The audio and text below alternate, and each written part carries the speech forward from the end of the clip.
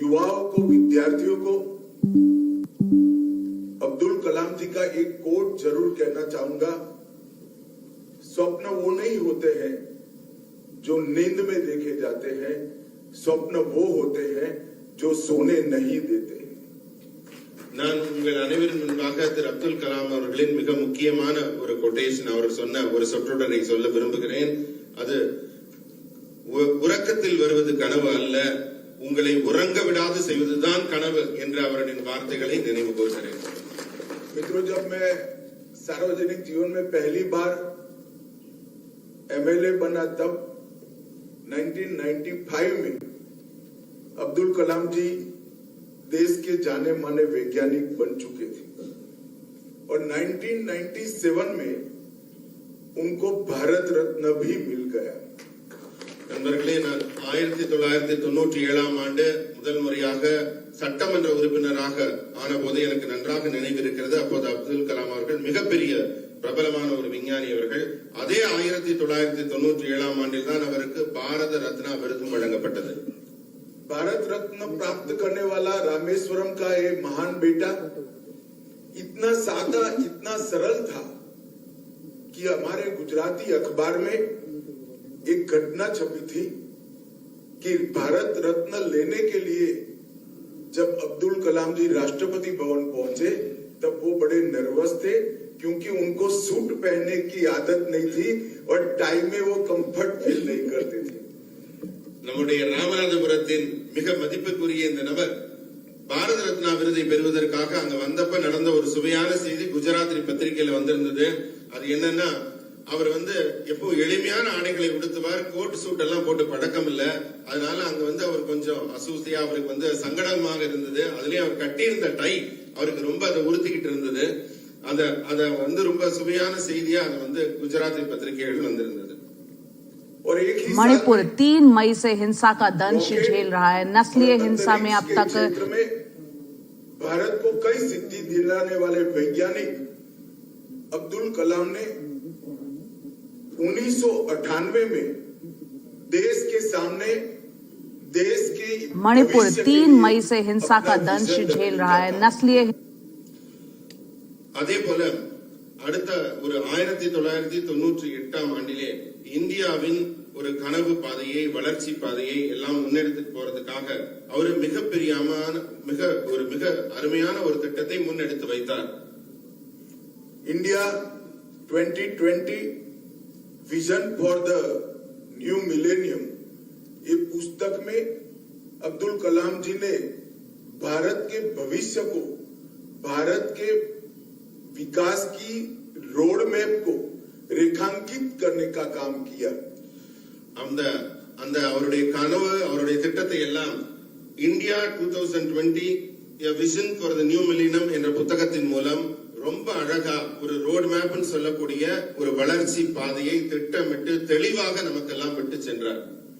मैंने उसका अनुवाद बहुत अच्छे से पढ़ा है. प्रमुख रूप से उन्होंने 3 बातें विशेषकर भारत के युवाओं के लिए देश के सामने रखी थी. एक, भारत ने राष्ट्र के रूप में अपने पोटेंशियल को पहचान कर उसको उजागर कर भारत का विकास करना होगा. 2, हमें टेक्नोलॉजी आधारित अर्थव्यवस्था को विकसित करना होगा. और 3, बैलेंस ग्रोथ मॉडल अपनाकर गांव और शहर, एग्रीकल्चर और इंडस्ट्री दोनों के बीच में बैलेंस डेवलपमेंट को आगे बढ़ाना होगा. நண்பர்களே, அந்த புத்தகத்தோட மொழிபெயர்ப்பை நான் படிச்சேன். அந்த படிச்சு பார்த்த போது எனக்கு 3 மிக முக்கியமான ஒரு நிகழ்வுகள் அதுல உங்கள்ட்ட எல்லாம் சொல்லணும்னு தோணுது. அதுல இருக்க 3 முக்கியமான அம்சங்கள் என்னன்னா, இந்தியா ஒரே தேசம், தன்னுடைய திறனை, தன்னுடைய ஆளுமையை உணர்ந்து அதைத்தான் முன்னெடுத்து நம்ம வைக்கணும், மக்கள் முன்னால வைக்கணும். இந்தியாவோட மொத்த திறமையும் முன்னெடுத்து போகிறது. 2வது தொழில்நுட்பம் சார்ந்த பொருளாதாரம், இதை நோக்கிய பயணத்தின் மூலம் தான் இந்தியா வளர்ச்சி பாதையில போகுங்கிறது அவருடைய திட்டமாக இருந்தது. 3வது மிக முக்கியமானது என்னன்னா, இது எல்லாமே நகர்ப்புறத்தோட மட்டும் அவங்காம விவசாயமும் சரி, தொழிற்சாலையும் சரி, கிராமமும் சரி, நகரமும் சரி, இரண்டும் இணைந்து செயல்படும் போதுதான் ஒட்டுமொத்த தேசம் முன்னேறும் என்பதை அவர் அப்போதே மிக தெளிவாக எடுத்துரைத்திருந்தார். और आज 2023 में 2023 में पीछे मुड़कर देखते हैं तो भारत ने नरेंद्र मोदी जी के नेतृत्व में ये तीनों चीजों को कर दिखाया है और भारत विकसित राष्ट्र बनने की दिशा में आगे बढ़ा है. நான் இப்ப 2023ல திரும்பி பார்க்கிறேன். இந்த மூன்று செய்திகளையும் மிக நேர்த்தியாக நமது பாரத பிரதமர் மோடி அவர்களின் அரசு செய்து கொண்டிருக்கிறது, அதை நடத்தி கொண்டிருக்கிறது. मित्रों, आज doctor APJ Abdul Kalam memories never die इस पुस्तक का अंग्रेजी अनुवाद यहाँ पर विमोचन हुआ है. पद्मश्री डॉक्टर वाएस राजन, डॉक्टर नजमा मरिकैया, ये दोनों ने अपने निजी सहवास से ये पुस्तक को लोगों के लिए प्रसिद्ध किया है और श्री प्रिया श्रीनिवासन जी ने इसका अनुवाद किया है. मैं मानता हूं इससे पूरे देश भर के वाचकों को अब्दुल कलाम जी को जानने का, समझने का और उनका अनुसरण करने का मौका निश्चित रूप से मिलेगा. நண்பர்களே, இப்போது டாக்டர் ஏபிஜே அப்துல் கலாம் அவர்கள் நல்ல தமிழ்ல நமக்கெல்லாம் எழுதியிருந்த நினைவுகளுக்கு மரணமில்லை என்ற புத்தகத்தின் ஆங்கில மொழியாக்கம் வெளியிடப்பட்டிருக்கிறது. இதை டாக்டர் YS ராஜன் அவர்கள் வெளியிட்டிருக்காங்க. அவரோட இணைந்து இதை டாக்டர் நசீமா மரைக்கார் அவர்களும் இதை ஆக்கி நமக்கு தந்திருக்கிறார்கள். இதன் மொழிபெயர்ப்பினை கணினி அறிவியல் துறையைச் சேர்ந்த ஸ்ரீபிரியா ஸ்ரீனிவாசன் அவர்கள் செய்திருக்கிறார்கள்.